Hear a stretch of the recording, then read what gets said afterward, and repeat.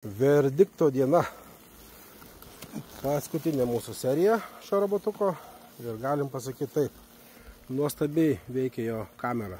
Jeigu jūsų robotas neturi šios kameros, tikrai patarčiau ją įsigyti papildomai, nes daugeliu atveju tai yra nuostabus sprendimas. Ir šios kameros algoritmas yra turbūt vienas iš geriausių, kas yra rinkoje, kas yra pas mus bandyta. Šitą kamerą taip pat stebi, ar yra žolė. Jeigu robotas ar sukvailiotų, ar kažkas būtų ir išvažiuotų iš teritorijos, jis sustos ten, kur nėra žolės. Taip pat, kaip matėte, jeigu mes paliekam jam kliūtį, net va taip, jisai ją apvažiuoja, nes pamatė vaizdo kamerą. Dabar šiek tiek mes ją pasabdykim tą robotuką, pažiūrėsim, kaip atrodo jo deka iš apačios. Štai, žolės daug nėra, niekas pjauti netrukdo. Peiliukai vis dar laisvi, bet patikrinkit, nes kartais patenka žolės pakankamai po peiliuku ir jis užsisadina tokioj pozicijai. Tai nėra nieko blogo, bet išsivalyti kartais reikėtų. Turim čia biškį žolių, bet čia nieko netrukdo. Taip kad puikus robotėlis pas mus dirba jau savaitę laiko ir esame tikrai sužavėti jo darbu. Tiesa, lietaus davikliai. Per programėlę yra nustatytas vidutinis lygis lietaus aptikimui. Taip patarčiau pasikelti lygį iki maksimalaus, nes jeigu nenoriu, kaip per lietų važinėtų, reikėtų naudoti ant didžiausio režimo. Robotą paleidom pjauti per aukštą žolę, šiek tiek paliko mums provėžų. Nedaug, bet žolė buvo pakankamai tikrai aukšta.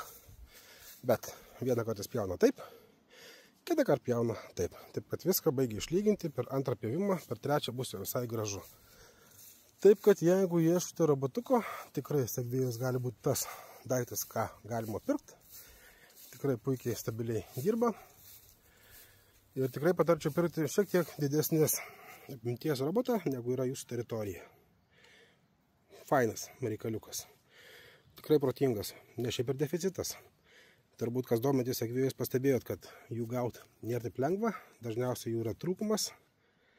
Taip, kad jeigu jau ieškot robotuko, medžiokit, laukit, rezervuokitės, nebijokit pirkti per kalėdas, nes tikėtina kitam sezonui taip pat bus jų vis dar trūkumas. Ir kai norėsit pirkti robotą čia ir dabar, gali būti, kad jūs modelio to nerasit, nes busit pavėlavę į traukinuką.